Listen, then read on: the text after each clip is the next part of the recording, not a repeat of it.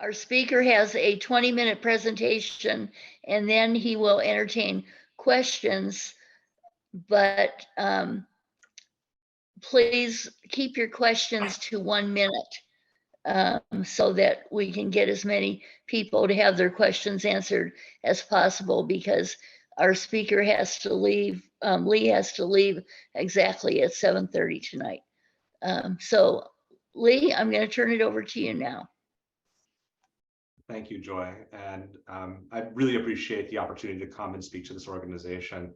As a person who is obviously very invested in combating climate change and working at an organization that has made it its mission to bring cleaner renewable power to the region, I think that hopefully my presentation today will be inspiring to all of you as we are working to really make sure that we're a leader. This region is a leader in combating climate change, especially through the adoption of 100% clean renewable power.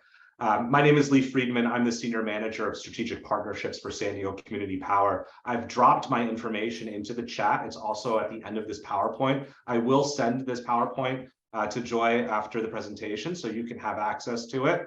And my contact information is on there as well, but please, I'm sure that if you have a burning question that you're not able to ask tonight, feel free to call or email me.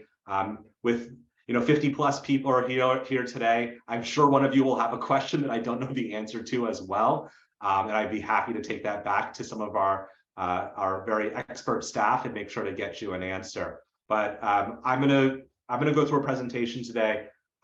It's going to cover really the basics of who we are and what we do.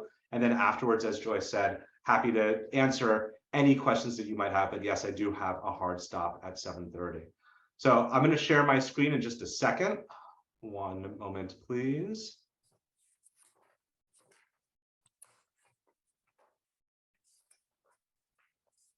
All right.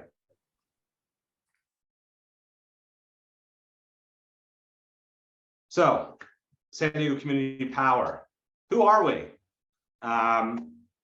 Well, first of all, let's talk a little bit about our mission and our vision, because I think it's critically important to the work that we do and to who we are as an organization.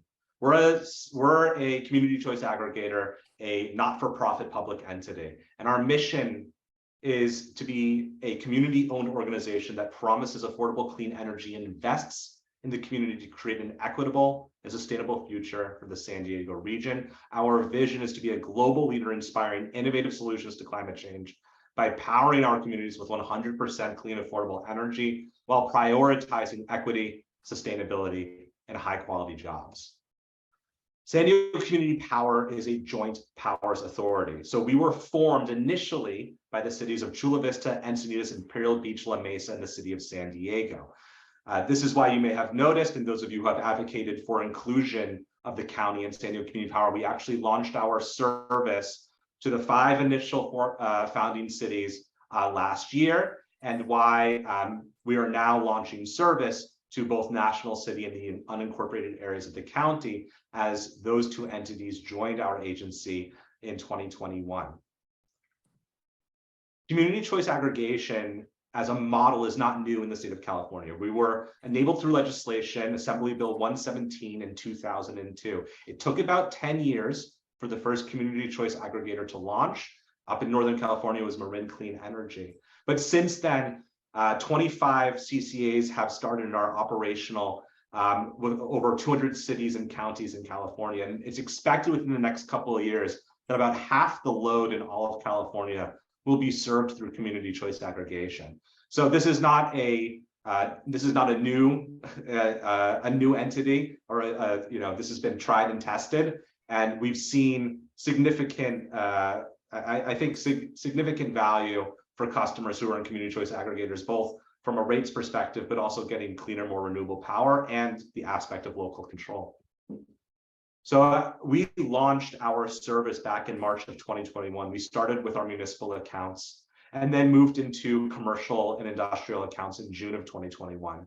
We did our major residential enrollment as a phased enrollment over from February through May of 2022. And now we're going into phase 4, which is going to begin just in a couple of days, in April 1st, which will begin enrollment of all accounts, all eligible accounts in the county of San Diego and National City. So how does it work? San Diego Community Power is a community choice aggregator, and what we do is we take over the generation component from the local utility, our local utility being San Diego Gas and Electric. So before community choice existed, your local utility, or SDG&E here, was responsible for 2 major things. The first was they were the owners and operators of the infrastructure that delivered and maintained the grid. So the power delivery system is the first component of the responsibility of the utility. You know, the poles, the wires, the pipes, the delivery and transmission is what they do. The second part is the generation of power. And for utilities, that's generally just a pass-through cost. The CPUC does not allow independently owned utilities like SDG&E, PG&E, SCE to make a profit on the sale or the generation of power. They make their profit on the transmission and distribution of power. So SDG&E, you know, they were, you know, either had the generating facilities or they were purchasing power on the energy market, and that power was moved through their system into the customer. That's the generation side. What we do is that we take over that component, the generation of power. So it's now San Diego Community Power's responsibility to purchase that power, to generate that power.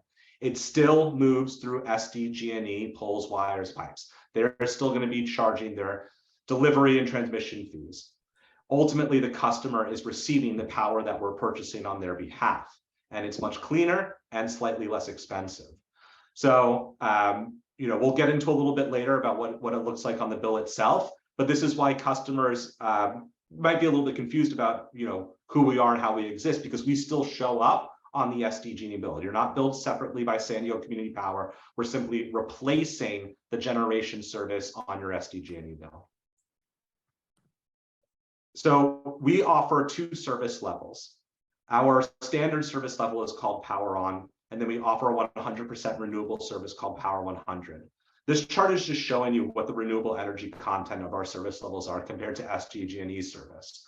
So SDG&E's base level service last year was 44.5% renewable power. Power On, which is our base level service and the service that customers in the county of San Diego will be enrolled at, was 54.9% renewable. And we do offer a 100% renewable service called Power 100, which is 100% renewable power. It's also 100% carbon free. It's an even split 50-50 of solar and wind. Power 100 is not a separate rate. We'll get a bit more into this later. It's simply a premium adder to your standard service of 0.0075 cents per kilowatt hour. So 3/4 of a penny per kilowatt hour, and then you can upgrade your service to 100% renewable power. For your average residential customer, that equates to about $3 to $4 a month to be at Power 100. So what's not changing? Because a lot of things really don't change from the customer's perspective. There's a bunch of stuff that does change in the back end, but from a front-facing perspective for customers, most of this is going to happen fairly seamlessly. As I mentioned before, billing doesn't change. You're going to still receive 1 bill from SDG&E. What you'll see on your bill is under, you're still going to see SDG&E transmission and delivery charges. They'll even show you what they would have charged for generation. They then credit you back that charge, so it zeroes out. And then underneath that, you'll see San Diego Community Power Community Choice aggregation charges, which are your now replacement generation charges. Service reliability doesn't change either, because we're not the owners and operators of the grid when it comes to things like brownouts or blackouts or concerns about the service. That's still SDG&E's responsibility. Rate structures don't change either. We've mirrored our rate structures to those of SDG&E. So if you're used to being on a DRTOU rate, a time of use rate, and you're already keyed in to make sure that all of your major appliances are turned off between 4 and 9 p.m. and you maybe charge your car at night at 1 o'clock in the morning, don't worry when you switch into our service about having to change your energy use profiles. Your rate structure will transition with you into our service. So if you're on DRTOU at SDG&E, when you move into our service, it will be at the same rate. If you're on a net energy billing rate as well, a NEM rate, the same thing will happen. You'll move over into the equivalent rate at SDCP. If you qualify for any discounts, care, FERA, medical baseline, your status in those programs won't change either. So as you transition over to San Diego Community Power, if you're receiving benefits as a care FERA customer or on medical baseline, there'll be no interruption to your service and you'll still be receiving those discounts. So really from the customer perspective, the day-to-day doesn't change very much. What does change is really on the back end. First of all, we offer competitive rates. So we offer a 3% generation discount for our base rate compared to SDG&E.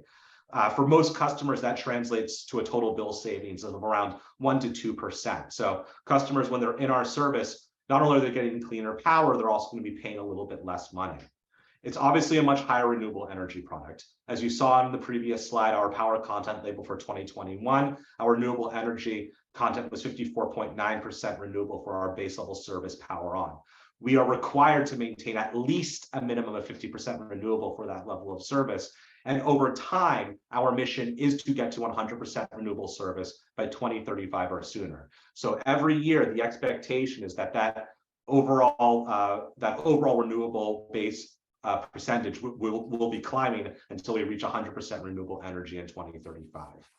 We offer an effective customer support team. We have our own agents in San Diego here to answer questions that you might have. So if there are any questions that you have after this meeting and you don't feel like reaching out to me directly, you can always go to our website and reach out to our customer care center. They're excellent at answering any questions you might have. They can also help you opt out of your service if you don't want to be in San Diego Community Power. They can help you opt up if you want to opt up to 100% renewable power. We're a not-for-profit public entity, so all excess revenue that we receive, we reinvest back into the community, whether that's through rate stabilization or funding our reserves or investing into programmatic offerings. We're not a private organization, so our no bonuses, no shareholders, no crazy executive salaries. Everything goes back into the community. Our net energy metering program, and we'll have a slide on this a little bit later for more detail, but we pay you more for the energy that you generate, your excess power that you generate if you are a net generator. So if you're a solar customer and you're in our service, you're also getting the added benefit of getting a bit of a sweeter deal for the excess power that you generate. And then ultimately we will, and this is true for all community choice aggregators, we'll be focusing really on offering programs to address local needs, whether that's community solar, EV charging, induction stovetop, swap out programs, heat pumps. These are the types of things that other CCAs are doing. And we're in the process of developing our community power plan right now. We'll get that into a little bit later as well. So on to billing, I wanted to just show you a snapshot of our rate key. You can always go to our website and see the full rate key with all of the rates. We'll also have our joint rate comparison published on our website as well. The joint rate comparison is a great way to get a quick snapshot of your average user and what it would cost to be in San Diego Community Power Service versus SDG&E. It's a document that's developed in partnership with SDG&E, so it's not like a sales tactic of ours or something. It's required by the CPUC to be published on our website. Same for SDG&E, but it will show you, exactly, what your rate comparison would look like for your average customer. You can always do the math yourself, and we have some tools on our website that allow you to do that. But I wanted to just make sure you knew that that was forthcoming. It should be posted to our website within the next week or so. But here's a snapshot of our current rates. Again, just like other utilities, we have summer and winter periods. So we're right now squarely in the winter period. The summer period starts June 1st and goes through October 31st, the winter period November 1st through May 31st. For most residential customers, this doesn't make a huge difference between summer and winter. There's obviously a variation in rates. Rates are more expensive in the summer. Our value proposition still holds true though. So in the summer, even when your rates do go up, they're still going to be at a discount compared to SDG&E rates. For any commercial customers or business owners who are on here today, summer and winter rates really have a bigger impact if you're a larger company and you're getting charged summer generation demand, in which case, you can take a look at our commercial rate key and see our demand charges as well. To the right, you'll also see our most common rates for residential customers, DRSES and TOU DR1, this time of use. And again, these are, our, on-peak, off-peak, super off-peak costs, and as well as the summer and winter rates themselves. Now, understanding your SDG&E bill is no easy task. I've been doing this for a couple of years now, and I still sometimes get confused looking at the SDG&E bill. You basically need a PhD to fully understand where all the charges are coming from. We've tried our best to create some tools for folks to use to better understand their SDG&E bill. One of them is our online bill estimator, which you can take a current bill that you have and, or a past bill, whatever you want, and plug in the information to get a snapshot analysis of what your costs would look like in San Diego Community Power Service. We also have an excellent bill explainer video that's in the center right here. You'll see that on our website as well. It's about a 4 to 5 minute video, but it's really helpful. If you have a printout of a recent SDG&E bill, it walks through line item by line item what everything means and where all the charges are coming from. It's a great way to get acquainted with your SDG&E bills, better understand where the charges are coming from for San Diego Gas and Electric versus San Diego Community Power. And also on our website, we just have a static bill explainer that you can scroll through and look at if you don't feel like watching a 4 to 5 minute video. I want to talk a little bit about net energy metering. I know a fair number of you are probably solar customers. Some of you are probably even NEM1 customers, early adopters, which kudos to you for getting that solar many years ago and reaping those benefits. I do want to take a moment at the end to talk a little bit about NEM 3.0. But I will say I'm not our in-house expert on the newest net energy metering rule that came out of the CPUC. But I'll talk about it briefly. For most customers here, if you're already a NEM 1 or NEM 2 customer, NEM 3 does not affect your status. You're still grandfathered in, so you'll still have your 20 years when you established either NEM 1 or NEM 2.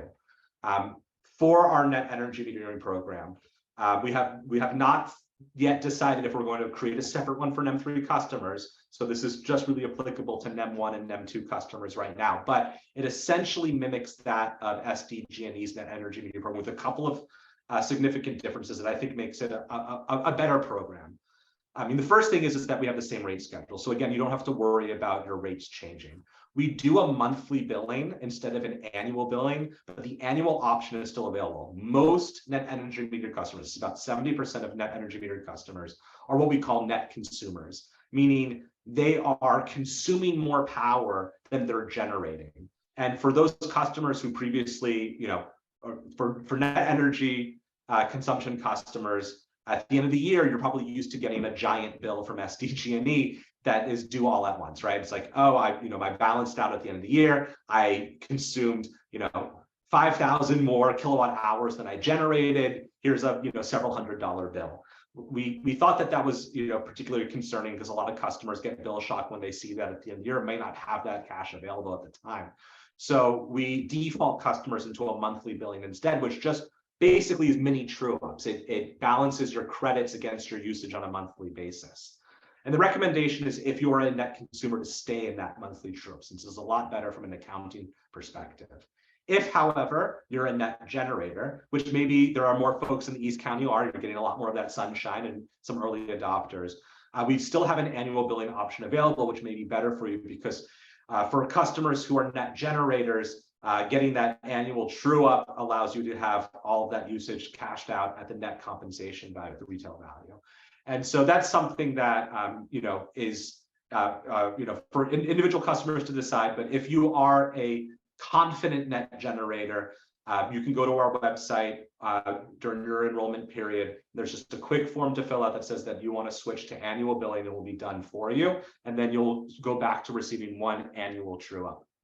We pay a premium for the energy that you net generate. So if you're a net generator, we'll pay you more than SDG&E does for that power. It's the current net compensation rate plus an additional 0.75 cents per kilowatt hour. And then we will send automatic checks if the net compensation is above $100 up to $2,500. So you don't have to call us to ask for a check to be sent. If it's less than $100, then it will roll over as a credit into your next bill cycle. So I want to talk a little bit about, who we are as an entity when it comes to our investments back into the community. We're in the process right now, and in fact, the public comment period is almost over, but we've released a draft of our community power plan, which is our policy document which discusses the way in which we need to address community needs through programmatic offerings. We did a pretty significant survey at the beginning, or sorry, at the end of 2022, about 2,500 responses back from the community on what they wanted to see from San Diego Community Power. What are the types of programs they were interested in? And obviously, we heard loud and clear that most people are concerned about the cost of energy. Excuse me. But beyond that, folks were really interested in programs to help either improve energy efficiency, whether that's through rebates or better appliances, and then rooftop solar and EV charging were big ones as well. Other community choice aggregators up and down the state offer different programs to their customers based on their needs. San Diego Community Power is also looking to do that exact same thing, to replicate that, to make sure we're developing programs that are specific to the needs of the communities that we serve. We're in the process right now of receiving public feedback on our draft community power plan. It will be brought to the board of directors for adoption within the next several months, and then we'll start the program design and development process. The community power plan really acts as a policy, as a guiding document for how and what types of prioritization there should be for the types of programs we should be offering out into the community. And then it's finding that matching funding at the state and federal level, looking at what are some of the programs that already have been successful, and then making sure we're bringing those to the communities that we serve, and partnering with organizations, community-based organizations and others to help get those programs to help folks get enrolled into those programs so they're actually getting that benefit. I see a ton of value of working with this organization. Again, in the near future, I think you could be excellent advocates when it comes to the programmatic side of community choice, of San Diego Community Power. I heard you loud and clear when it comes to we're obviously always trying to do a better job getting out into the community and building our presence in the community. And honestly, it's advocates like you who've been fighting the good fight for many years that even allow San Diego Community Power to exist. I was saying before the meeting got started to several of the folks online, I used to work for the city of San Diego. I've always been in public service. I used to work for the city of San Diego, and I worked on the policy that created San Diego Community Power. And this wouldn't have happened. This really would not have happened if it weren't for the advocacy of folks just like you who really care about making a difference now, of pushing their locally elected officials to get beyond just doing your studies and get into doing action. And I think that what's really important to us is keeping that community spirit, that advocate spirit alive at San Diego Community Power, even after we've been formed. So we want to make sure that we're always connecting with community leaders and making sure that community leaders know that they can reach out to us. We're public servants. We're here for you. We want to develop partnerships with key community-based organizations and stakeholders. We have a community advisory committee where two members of each of our member agencies, two residents of each of our member agencies serve to represent the voice of the community, to make sure that we're not straying away from the very spirit that founded San Diego Community Power, that pushed community choice aggregation to the forefront. So this is, it's in our name, it's true to our spirit, it's something we take very seriously. And we want to continue this engagement with leaders in the community, especially those who see the importance of the work that we're doing in combating climate change. We're out and about quite a bit, and we'll be doing quite a bit more in the county of San Diego as we go through enrollment. As I was mentioning before, we're going to be at the Fallbrook Avocado Festival in just a couple of weeks with an informational booth. I should be there, as well as some of my colleagues. We'll have some promotional items and information to give away. If you're planning on attending, please feel free to stop by. We'd love to give you some of our swag and answer any additional questions you might have and meet some more members of our team. Beyond the partnerships that we try to build up with community stakeholders and community groups, we also look towards our businesses in the business community, especially those who are committed to fighting climate change and have very specific community climate action goals. We've had a great success building trusted partnerships with brands like the Padres or the Wave or Sharp Healthcare or the International Airport or Illumina, who have all opted up to our 100% renewable service, really showing their commitment to making an impact on their GHG emissions and being leaders in the community. We continue to have businesses, small and large, opt up to 100% renewable power, which we find absolutely incredible. And we'll continue to encourage not just residents, or not just businesses, but residents as well. Again, as I said before, it's an additional $3 to $5 a month, really $3 to $4 a month to opt up to 100% renewable power. And if you're a net energy generator, it really does, it costs you even less because you're only charged on energy that's consumed. So for our solar customers out there who are just using a little bit of power here and there when the sun isn't shining or your battery isn't working, it's a great way to just eliminate your carbon footprint. We're always also looking to add more community partners to our umbrella, where we want to obviously always be engaged with the community-based organizations that are making an impact in their communities. So, if this is an organization that we'd love to work with more, and if you see value in that, I think building on this relationship and partnership would be a wonderful thing for us and for the Fallbrook community. And that brings me to the end of my presentation. I appreciate the time, and I know that you probably have a whole host of questions. As I said before, I'll answer any that I know the answers to. Ones that I don't, I will write down, and I'll make sure that we get those answered by the staff who do. But with that, I'll yield it back to maybe Joy or Tom to call on folks who have any questions they want to ask. And again, just thank you so much for your time. Okay. Go ahead and raise your hand if you got a question. I think Cynthia question get answered. You're muted, Cynthia. Okay, yeah, I have one in the chat, which is when will the rest of the county be enrolled in the SDCP? I see that there, if I understood that chart a couple of charts ago, it looked like there were only a few holdouts. So in order to become a member of San Diego Community Power, action has to be taken by that entity's locally elected body to affirmatively join San Diego Community Power, and then San Diego Community Power's board of directors has to take an action to affirmatively let that entity join as well. So the entirety of the unincorporated area of the county of San Diego is going to be enrolled during this April enrollment. There are some cities, though, some incorporated cities that are within the county of San Diego that have not yet made the determination whether to join a community choice aggregator.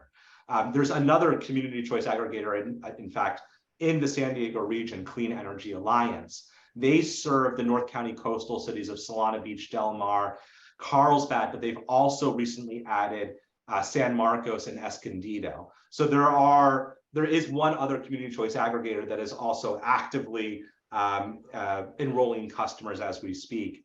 But yes, I mean, ultimately, we hope that other incorporated cities see the value in being a member of San Diego Community Power, and that their elected officials take action to join SDCP in the future.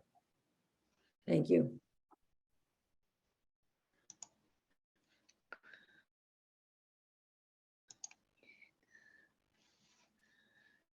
Kat Donnelly, would you like to answer your question? Ask your question. Sure. I heard you say that you weren't quite sure what the NEM3 Yes. program would look like, but I'm curious if you have any indication.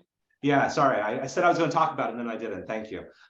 So Net Energy Metering 3.0, now known as Net Billing Tariff (NBT), was adopted by the CPUC in I think it was December 15th of 2022, and for customers who are still interested in being in NEM2, you've got about 2 weeks left to get solar. Otherwise, you're going to be in NEM3 territory. We're still trying to figure out what exactly San Diego Community Power's program should look like if we're going to develop something specific for NEM3 customers. The way that NEM3 works at a high level is that it significantly reduces the value to a customer's perspective of having rooftop solar unless you also add a storage component as well. So, the CPUC, I think, we of course are supporters of rooftop solar and would have preferred to see rules that I think were not so impactful for the economics of rooftop solar. I think that NEM 3.0 is probably going to impact the ability for some folks to make solar pencil out, since it significantly reduces the compensation for excess generation.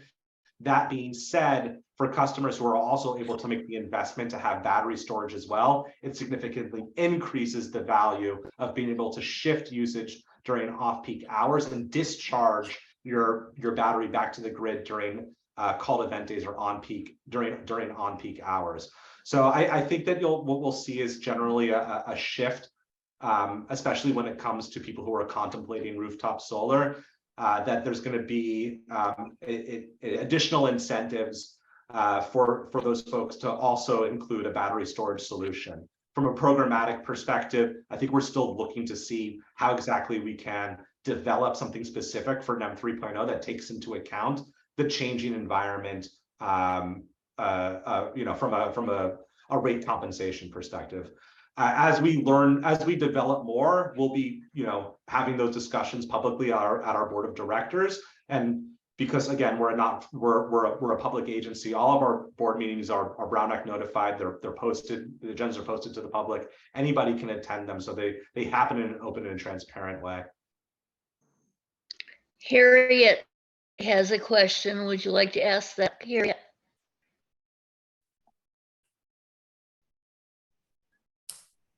Sure. I was looking at your website and it said that that for solar customers that were on an annual true up, that we would not transition right away in April like everyone else. We would transition at our true up date. Correct. First, is that correct? And secondly, do we have the option? I mean, I am a net generator, so I would be happy to switch over right away. Yes, so correct. Customers who are net energy metered customers, solar customers, you will enroll during your true up date, which means that if you're a solar customer and you're wondering how come I haven't received any information yet about San Diego Community Power, you'll begin receiving notification from us 60 days prior to your enrollment. That's when you'll start getting your first pre-enrollment notices. In terms of changing your true up date, I would recommend against it simply because you are currently generating credits right now as a net generator. If you adjust, and it wouldn't be through San Diego Community Power, it'd have to be through SDG&E. SDG&E does allow you to, I think, you get a one-time change to change your annual true up, but I believe they cancel out any credits that you have banked away if you go through that process. So if you're currently sitting on a bank of credits, it makes more sense just to wait until you're true up and then transfer over into our service. If you're not sitting on a bank of credits, you can absolutely reach out to SDG&E and request a change of your annual true up to a closer date. And if you do so, then yes, that is a way for you potentially to get into San Diego Community Power service faster. But I do appreciate the question and the eagerness to join our service. Well, my true update was in February. So basically, and at this point, I have like $16 that SDG&E owes me. So it might make sense to actually just do the switch. That's a great point. Yeah, I'll have to think about that. Thank you. Thanks. Claire Simpson, would you like to ask your question live?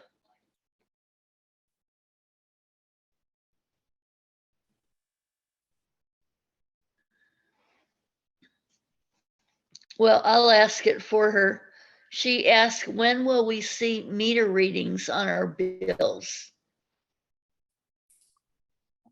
Yeah, so your bill currently has your meter readout on it. It's going to be under your detail of current charges under electric service. It will show you your rate, your climate zone, your billing period, the total days of your billing period, your meter number, what cycle you're on, and then it will also show you your total usage. So if you look at that's currently on your SDG&E bills, it will not change. So it will always be there for you to see what your usage was for that billing period.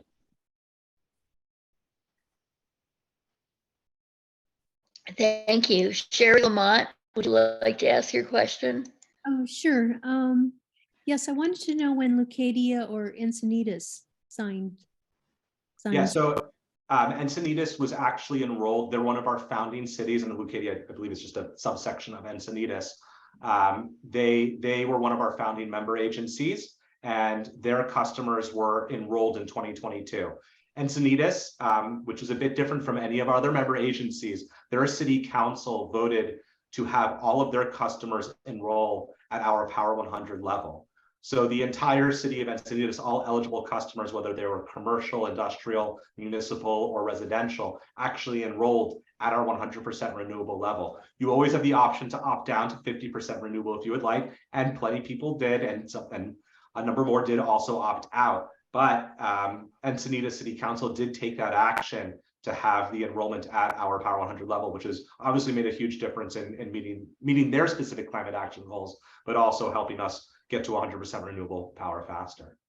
Oh, okay. Well, that's good because I wanted to do the 100% and I totally missed seeing, I think it's on auto pay and I don't really see it. So I need to go back and look at everything, I guess, and check it out. And you can opt up at any time. That's not just, it's not just during the enrollment period. So on our website, if you go to our website, there's at the very top a section that says your choice.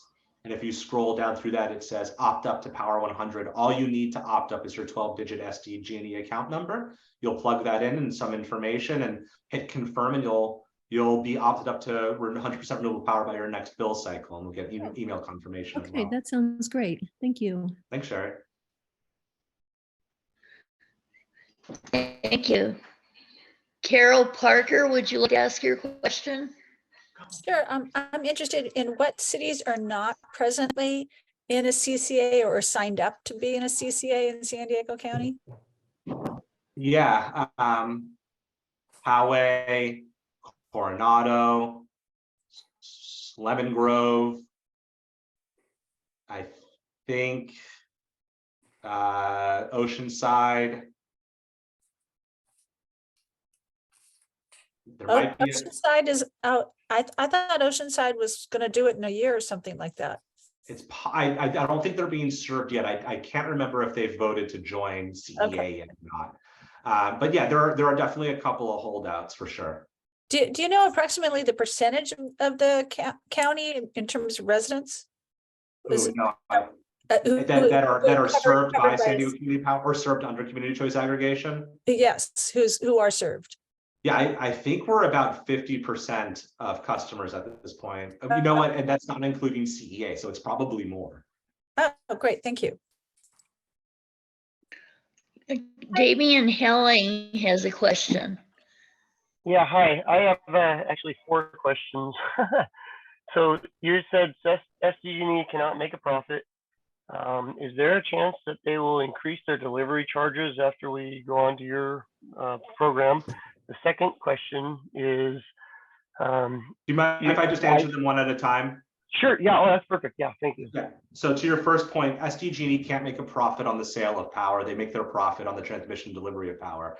And I guess I would just, being frank, they haven't seemed to slow down on raising their rates no matter what. So I don't think that our service is making a difference in their ability to raise their rates. Their rates are set by the California Public Utilities Commission. So ultimately they have to have authority. The CPUC approves their general rate case. And we don't have any jurisdictional say over that. What's different about San Diego Community Power compared to other independently owned utilities is that the CPUC doesn't set our rates. Our rates are set by our locally elected Board of Representatives. So our agency is managed by a board of directors, and our board of directors is made up of the locally elected representatives from our member agencies. So for instance, in the county of San Diego, Supervisor Tara Lawson-Reamer is the representative for the county, and she sits on our board of directors. Our chair right now is Councilmember Joe LaCava, who is council member for District 1 in the city of San Diego. So we've got 7 member agencies right now in San Diego Community Power. We have 7 board members, and they're the ones who ultimately determine, everything about our agency. They set our policies, they set our rates.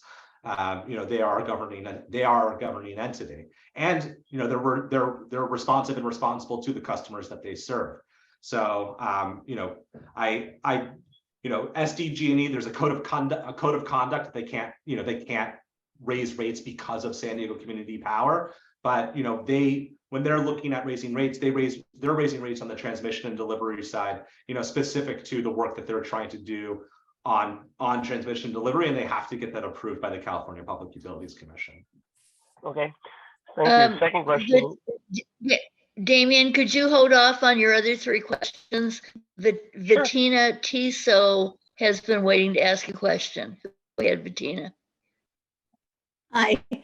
Yeah, if what I'm curious about is you're the generator of power for us if we opt in, okay? And where is your power being generated? And will it always be able to keep up with demand? Yeah, fantastic question. Yes, so the first question is, yes, we are the ones who are purchasing said power. That power is, again, our base level service is 54.9% renewable. So 54.9% of that power is coming from renewable sources as defined by the state of California. So that's wind, solar, hydro, biogas, anything that's considered renewable by the state definition. The rest of that power is what we call like system energy, grid energy. So that does include natural gas. Our 100% renewable product is about a 50-50 split between solar and wind. Where these projects are located, up and down the state of California, but also within the total Western grid interconnect. So we've got, solar coming from New Mexico, or solar coming from Arizona, wind coming from New Mexico, a lot of solar and storage, battery storage up and down the state of California, hydro obviously from Northern California. So it's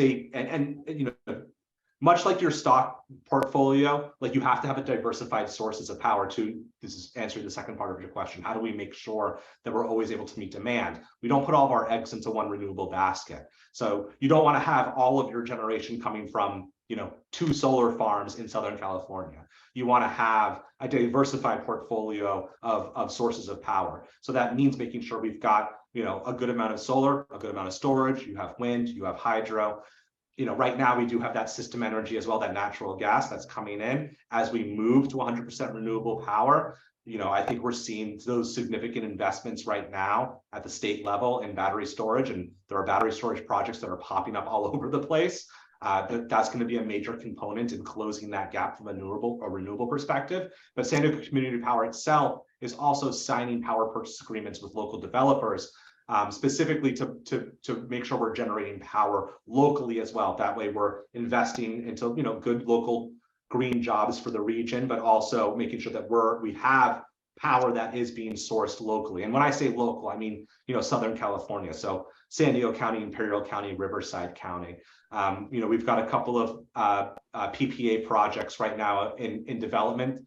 I think the earliest will be coming online in 2025, and those are generally solar plus storage projects. Significant solar, 80 plus megawatts of solar, and usually 20 plus megawatts of storage as well. So a diversified portfolio of renewable sources. And yes, the intent is to make sure, and this is why we gave ourselves, a significant runway to get to 100% renewable power, that we're bringing on those sources over time, reducing our need to have fossil fuels in our overall energy mix, and getting to that 100% portfolio. Thank you. Sandra Goodman, would you like to ask your question?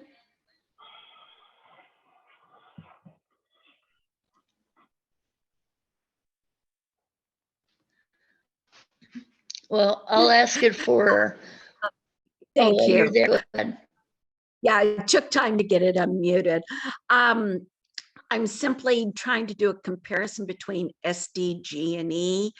Will you be offering rebate and discount savings programs such as thermostats, appliances, things like that, similar to SDG&E? And what about programs that SDG&E offers to low-income families, such as insulation assistance and similar activities?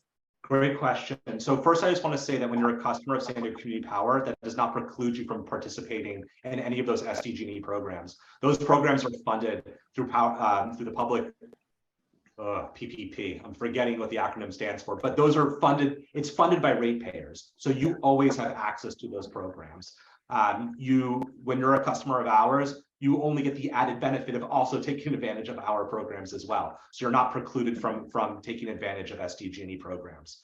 That being said, we do have a partnership with Ohm Connect. It's on our website. It allows customers to either get free and or reduced thermostats that allow customers to, it's called demand response, better shift their usage away from peak hours. I don't know if any of you currently have Ohm Connect or use that program. It's sort of a gamification of demand response. So you can earn Ohm, I forget what they call, like Ohm hours or something like that. I have a lot of them myself right now, but you earn these credits by shifting your usage away from peak hours during called event days. And then you can cash those in for for a cash benefit or for like raffle tickets and things like that through the Ohm Connect website. So that already exists and it's on our website right now. And as I mentioned before, yeah, we're going to be doing programmatic offerings through our community power plan, which I believe are going to address some of those things that you mentioned on the appliance side, rebates and things like that. But you can always take advantage of any existing SDG&E programs that are also doing that, even as a SDCP customer. Thank you. I'm going to go back to Damien. Did you want to ask a second of your questions? Yeah, I have a couple quick ones. You said that, I think what I saw was solar is cheaper than if you have solar panels. I mean, I'm sorry, your rates are cheaper if we have solar panels on our roof. Does SDG&E do that as well? Question, yes or no? You can answer quickly. Yeah, no, the rate does not change. What we do is we'll pay you more for your excess power that you generate. Okay, I thought I saw on that one screenshot you had that our overall rate is less expensive than SDG&E. Okay. And then you say the buyback is higher. I think that's by the 0.0075 cents a kilowatt hour. Is that your payback? Is that the higher payback? So then you get your net compensation rate plus that additional 0.75 cents per kilowatt hour. Okay. Yeah, for excess generation, correct. And the last thing is really quick. Yeah, I think I saw somewhere if we opt out of this, we can't opt back in for a year. Is that correct? After the 60-day grace period. So starting April 1st and on your enrollment, you'll have 60 days to decide whether to stay in San Diego Community Power or opt out without any additional catches from SDG&E. If you wait until after the 60-day grace period, if you opt out, a couple of things will happen. One, SDG&E charges you a reentry fee to go back into their service. I think it's 52 cents. So not a lot of money, but I want to make sure you're aware of that. The second thing is that they'll require you to stay in their service for a minimum of a year before you can be eligible to return to San Diego Community Power. The third thing is they're going to make you choose from two options on returning. You can either return immediately. If you return immediately, you return on something called a transitional bundled service rate. It's a rate that rides the market. The market right now is not great. Okay. So you could potentially be paying a lot more for your power. The second option is to do a 6-month return. Basically, you're giving SDG&E notice that you want to return. You do 6 more months with San Diego Community Power, and then you'll return at your respective rate to SDG&E. If you're a gambling man, you can always do the transitional bundled service, and maybe the market crashes and you're getting a giant discount on your energy. But I've looked at rates. I've looked at the energy market for the past couple of years now, and that doesn't happen very often. Right. So, okay, thank you. Thank you. Kathy Lambert, would you like to ask your question?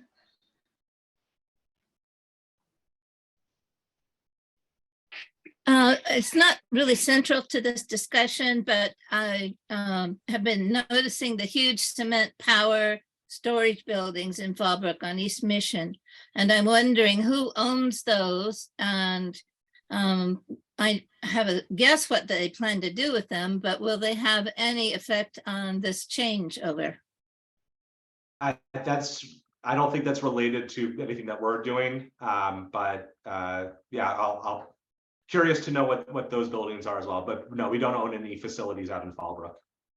I I think that's either storage or it's a mini grid that SDGE put in the case of some power outages. I think Not that's working what real it well, is. is it?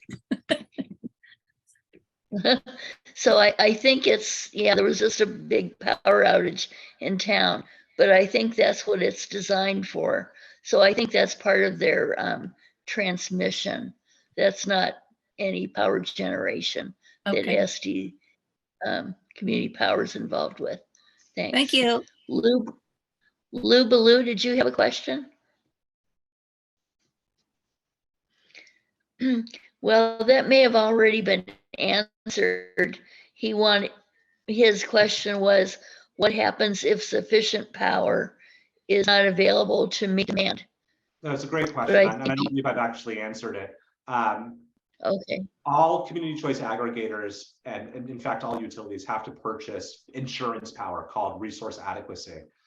We want to make sure that under no circumstances during periods of significant usage that there isn't available power for our customers to have.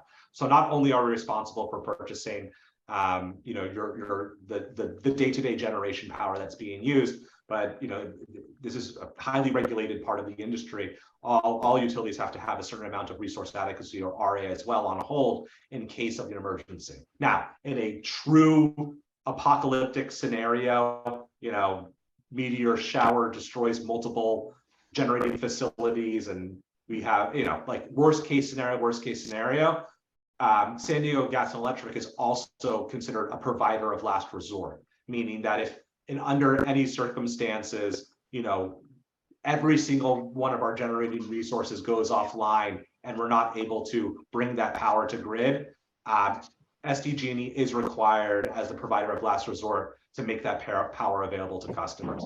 I don't think that's ever happened in CCA history, though, having to go that direction. I'm still online, right? yes, This is Lou. We've had many times the ISO has issued flex alerts, and I know with my solar panels, when it's real hot, the production goes down. Mm-hmm. If we have a heat wave throughout the California area, your solar arrays are going to drop power. Mm-hmm. We have a massive earthquake that breaks the power grid down. What happens then? You were talking about SDG, but they're in the same boat as everyone else. Yeah. This is why it's so important from our perspective that we start investing in more of the distributed energy resources. So it's that combination, and we're seeing this now, the virtual power plants, the microgrids, having communities be able to have a central solar and battery storage facility that can operate off grid in those times of crisis. And we're huge supporters and proponents of utilizing that storage technology to create those virtual power plants and to microgrid facilities, especially like campuses or municipal buildings, as entities that can be severed from the grid and still be able to use their generation or self-generation. We absolutely see that as a necessity in the future, especially, we're in climate mitigation now. We know that things are going to get hotter and drier here. We're beyond the point of reversing that. Now it's just how, are we going to stop it from going from worse to awful, right? Like that's kind of what the IPCC just said a couple of weeks ago. So we know that we're going to have longer, drier, hotter summers. We had historical usage just this last September during that heat wave. You probably saw those daily flex alerts going out, and there were significant cuts of usage that had to happen up and down the state in order to make demand. Can we get one more? Excuse me, I don't mean to cut you off, but can we get one more question? This will probably be our last question. Tim Ellis. Absolutely. Your hand raised. Sorry. Yeah, Leah, just wonder if you could quickly talk a little bit more about the difference between for solar net metering customers, the difference between monthly payment option and annual payment option. How are net consumption months handled versus net generation months and the extra credit? Is it carried over, et cetera? Yeah. So Tim, do you happen to be a net generator or a net consumer? I just got solar installed, and I think I will be a net generator, but I'm Did still. you oversize your system? Yes, I plan to electrify further. Yeah, so I'm going to drop into the chat our link because I think that there's a really good graph that you can look at that sort of shows this in our, let me pull up the chat. Oh, I see people were putting stuff into the chat. I probably should have been looking there. That has more information about net energy metering. But yes, if you are a net consumer, the monthly billing, what it does ultimately is it's going to balance on a monthly basis your usage versus your credits. And so in months where you may be over generating, that will carry, those credits will carry over to the next month as well. So a lot of people, it isn't just a month-to-month thing where they're always net generators and they're always net consumers. Myself, for instance, well, this year being the aberration because we've had an insanely wet winter, I normally generate a lot more power in the winter months because I don't have an electric heater and I'm not using a ton of power in the winter, but I still have my solar array. And then those credits get swallowed up immediately in the summer because I run my AC and try to keep the house somewhat decently cool for my young children. And so those credits disappear almost immediately. So if you're on a monthly true up, you'll still see any rollovers happen. And then you get a final true up at the end of the year. The real benefit is just that you're not going to get shell shocked with a giant bill if you're a net consumer and you're doing those little month-to-month true ups. If you're a net generator, though, there are some aspects to annual billing that are that would be beneficial to net generators because you get paid out on your net compensation. You get paid out instead of on a retail credit on a month-to-month basis on a net compensation rate at the end of the year. More of that information is in the link that I just sent you, which probably does a better job of walking through because it has visual aids as well. Thank you. So I got to all the questions on the chat except for the last one, Charlotte McGraw, 5 minutes ago. You probably don't have time to answer that one, huh? Let me take a look.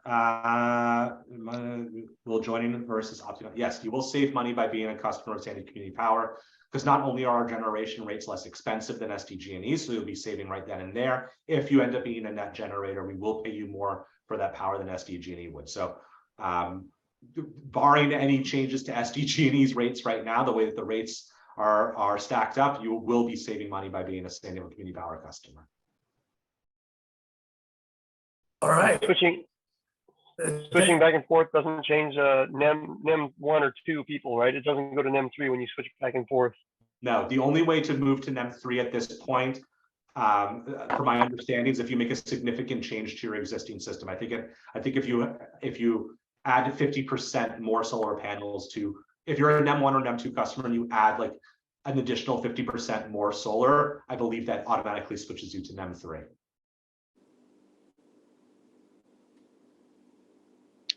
Well, thank you so much. You were a wealth of information. And if we get more questions on our end, we'll just forward them to you. I appreciate that. Thank you all so much for your time. Thank you all so much for your advocacy. It's groups like yours that make San Diego Community Power even possible to begin with. So kudos to you for all the work that you've done over the years. We wouldn't exist without the community support that we receive. And I can't just express enough, just how happy I was to be here to speak with all of you. My contact information is in the chat. Joy, I will send out a copy of the PowerPoint tomorrow to you to distribute amongst your members. Please feel free to reach out to me. And I hope to see you at the Fallbrook Avocado Festival in the next couple of weeks. Thank you, Lee. Okay, thank you. And then for everybody else, next month, we're going to have a professor from we'll be talking why is the earth getting warmer and it feels so much colder all the time. So that's going to be a little interesting technical discussion about climate change versus the weather. That'll be the last Tuesday in April already. April. Yeah. Thanks for coming, everybody. We set a record tonight. Hi. Yes, Carrie. I will get you, Lisa. Thanks, everybody, for coming. Great to see everybody.